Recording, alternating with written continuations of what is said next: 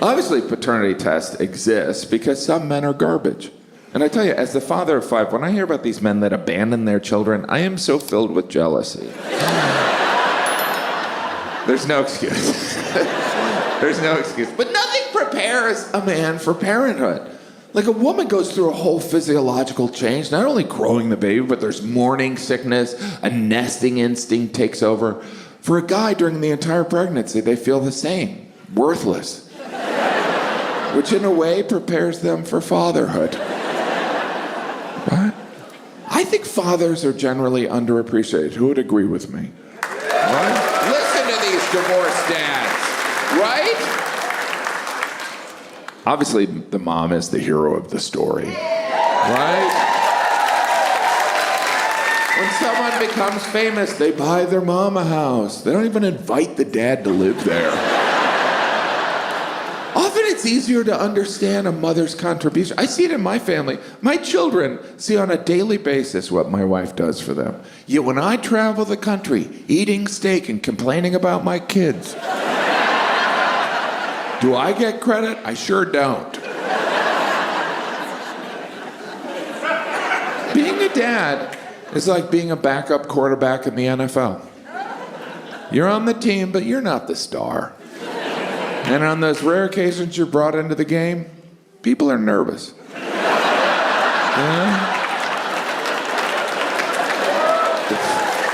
Oh, thank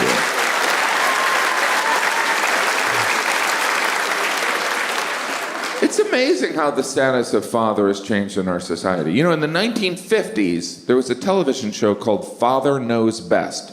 Father Knows Best. And they weren't being ironic. They weren't like, wouldn't it be hysterical if a dad knew anything?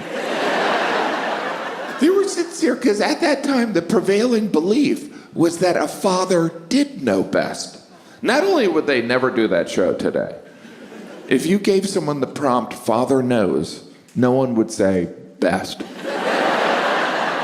you're like, Father Knows how to make an old-fashioned? I don't know. Even if you went up to a dad, you're like, Father knows when to say out of it? I don't know, ask my wife. What the hell do you want me to say? I'm not yelling, you're yelling. You want an old-fashioned? All right, I'll make you an old-fashioned. I'm Catholic. Every Friday during Lent, we eat fish, which is supposed to symbolize the suffering of Jesus on the cross. What? Which means at one point someone was like, how should we honor the sacrifice of Jesus? And the other guy was like, well, we could fast, we could starve ourselves. No, that's too easy. What if we ate fish? And the other guy was like, I'd rather be crucified. It's a true story, it's in the Bible. Fish. Some cultures, they eat fish for breakfast. Good morning, here's some fish. It matches your breath.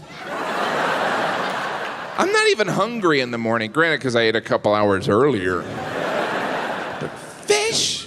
I was in Iceland, went down to breakfast. At the beginning of the buffet, there was a bottle of fish oil and 12 shot glasses. They're drinking fish for breakfast! I don't know when you're supposed to drink fish, but maybe not when you wake up. Do you want the orange juice, the grapefruit juice, or the fish juice? The best news that ever happened to grapefruit juice. Finally, I'm not the worst thing on the planet. Fish.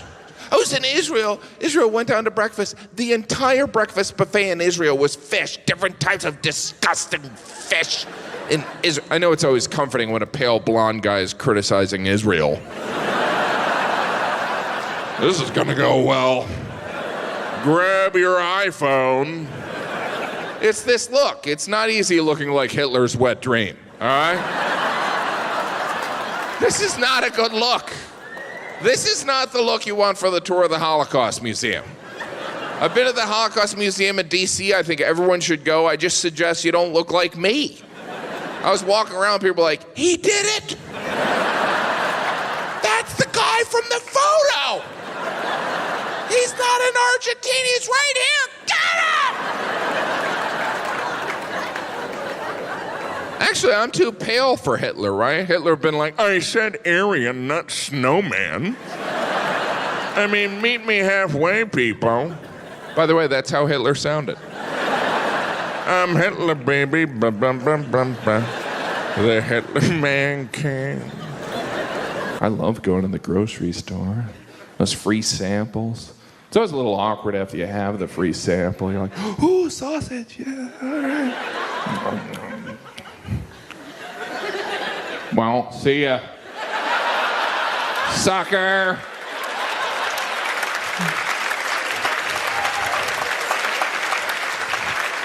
Because you kind of act like you're going to get a case of it. Well, this would be good for a party now, wouldn't it? Yeah.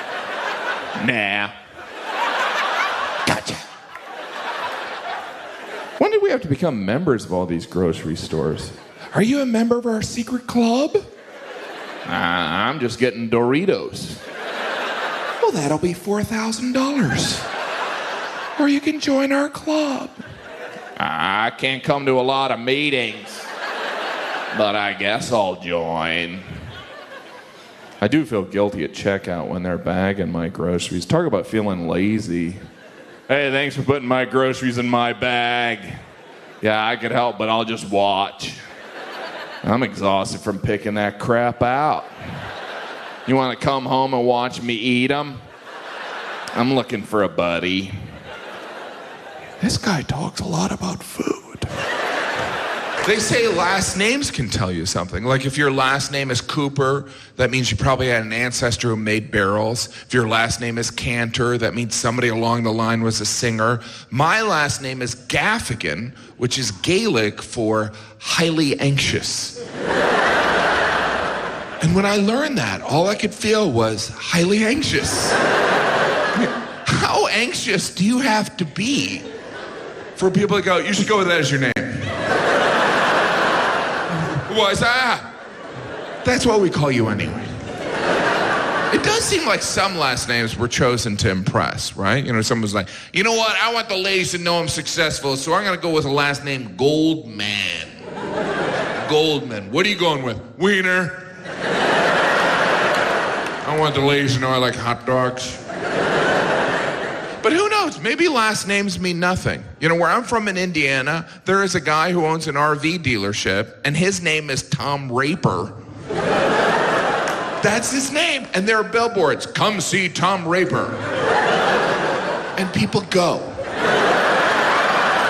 Well, we should check it out. Now, I don't know why we would let someone named Raper sell RVs. They are essentially mobile crime scenes. If my last name were Raper, I wouldn't leave the house. How do you even go out to dinner? Party of two, Raper. Is there a Raper here? Are there family reunions? Are you a Raper? I'm a Raper. Is this your son? He looks just like a Raper. So fun getting all the Rapers together. In Milwaukee, I stayed in a hotel named the Fister. That was the name, the Fister. And obviously they were sensitive to it sounding weird, so they added a P at the front, so it was the Puffister. Hey, it worked for Michelle Pfeiffer. And that hotel was started by a man named Guido Fister. I thought, my name's Guido Fister, why don't I go into hospitality? Guido Fister. His name sounds like an ethnic slur. Get out of here, you Guido Fister! Go fish somewhere else!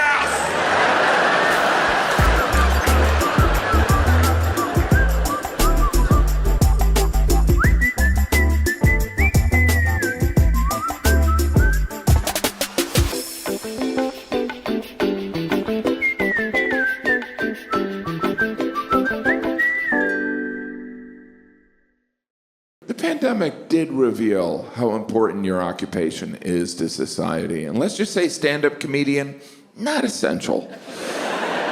Not even central. They opened up strip clubs before they let us tell a joke. Stay over there, funny people. Ladies, welcome back. It didn't surprise me. There isn't a time in history when I think I would have been useful. Even in initial civilization, we need someone to gather water, someone to build housing. Jim, how could you help? I could make fun of those people. It's It's weird. I work in the entertainment industry, and I understand there's a commonly held belief that people that work in show business are narcissists that are grossly overpaid for unimportant jobs. But believe me, it's amazing. It is. Who cares? I don't even know what type of massage I'm getting when I get a massage. They're like, do you want a deep tissue, a shiatsu, or a Swedish massage? I'm like, I'll take the blonde. I don't know. Because men view massages differently. A woman gets a massage, her friends are like, good for you. A guy gets a massage, you dirty dog! Because men sexualize all human interaction. It was a therapeutic massage. How therapeutic? Nothing happened. Yeah, that's what we'll tell your wife, huh? That's got to be frustrating for massage therapists, that double meaning. Did you get a massage or a massage? No other occupation has to deal with it. Did you get a cavity filled or a cavity filled? How many dentistry references is he going to have? For me, a massage is just an hour of awkwardness, right? She gets done, she leaves the room, I put on the robe, I step outside, she hands me a glass of water. I was looking at her and go, you're never gonna call me. What a charade. I did have one massage therapist, she told me they're allowed to turn people down. I don't know why she told me that. It was after a show. Can you imagine getting turned down by a massage therapist? That's rough. Yeah, you couldn't pay me to touch you. For all the money on the planet. In preparation for the funeral, we put makeup on the dead body. When did Grandpa start wearing eyeliner? There's special funeral makeup. You never see commercials for that makeup. Maybe that corpse is still alive. Or maybe it's a Maybelline. For when you want to look drop dead gorgeous. To put makeup on a dead person's face. That couldn't have been the goal. Somehow the dream of, I want to work in fashion became, I'll put blush on the corpse. It is an art form. It's impressive. I'm surprised it's not a reality show. Pimp My Corpse. I have my own idea for a reality show. I think it's a winner. Let me pitch it to you. My show would open with two identical bodies lying next to each other. One of the bodies would be dead, the other cake. Right? The show's called Dead or Cake. And then a loved one would be given a cake knife. Susie loved her grandma, but how well did she know her? Will she cut on the delicious red velvet cake or her nana? Let's find out. Susie, you may cut the... Oh, Susie.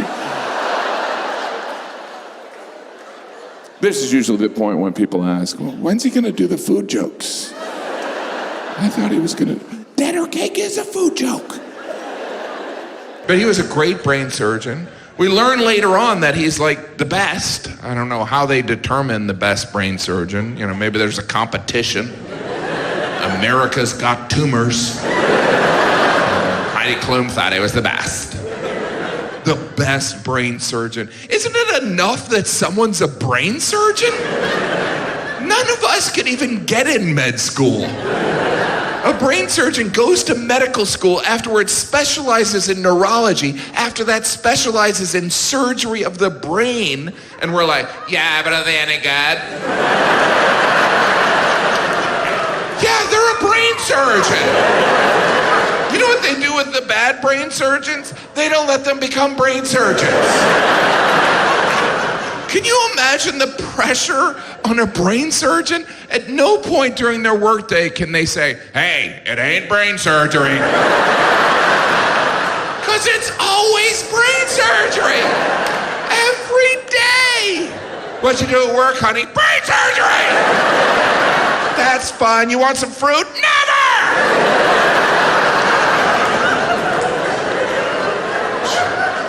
My wife had an amazing team of doctors. She had the brain surgeon. She also had an ear, nose, and throat doctor.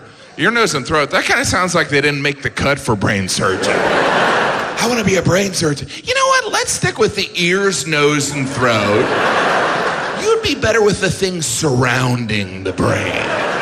Can I have the eyes? You know what? Let's stick with the ears, nose, and throat. We promised the eyes to the nerd at Lens Crafters. Why pick on optometrists? Those ear, nose, and throat doctors, they must look at dentists and think, just teeth? That's it? What about the tongue? Not the tongue, just the teeth. You just work on teeth, surgery on teeth? Oh, I don't do the surgery, that's the orthodontist. I mostly scrape stuff off of teeth while I listen to 80s music. I love Debbie Gibson. When you think about it, dentists, they don't do the surgery. They don't even clean the teeth. They're like, you guys do everything, and then I'll come in and jab them with a sharp object. Well, I listen to Debbie. I did figure out what type of doctor I would want to be, which is an anesthesiologist. Because just once, I'd like to walk in a room and go, hi, I'm Dr. Gaffigan. I'm going to give you some drugs so you can't talk or move. And one of these strangers is going to cut you open. Good luck. What draws someone to anesthesiology? It's like, I like medicine, but I really enjoy getting people high. If I can combine the two. I also prefer to sit during surgery. You ever see the anesthesiologist during surgery? They're always sitting there like, I don't even know why I have to be here. Yeah, they're still alive. Anyone got the Wi-Fi password? But I have a newfound respect for doctors, I do. Because when you think about it, unless we're sick, we listen to absolutely nothing doctors tell us. They're like, you should lose weight. Never gonna happen. What else you got? You should exercise. Does eating French fries count? Get out of my office. I don't even listen when I bring my kids to the doctor. The doctor's like, to avoid an infection. I'm like, my wife's like, what'd the doctor say? Don't pick the scab. I don't listen to nerds. In our balloon basket was our balloon pilot. That feels like a generous title. Pilot. I'm not saying we should call them rope pullers, but if there was an emergency, is anyone a pilot here? I'm a pilot. Oh, thank God, we need someone to fly the plane. Well, I'm a balloon pilot. But don't worry, just show me where the rope is. Our balloon pilot was arguing with someone on a walkie-talkie, and I don't speak Spanish, but from what I pieced together, he was telling someone, don't make me do this, I don't want to die. I don't speak Spanish, so I just kept listening for the word problemo. Did he say problemo or poblano? Hopefully he's ordering a spicy lunch. Then this very official-looking woman came up and spoke the only English we heard all day. She looked right at me and she said, when you land, you bounce. And then she left.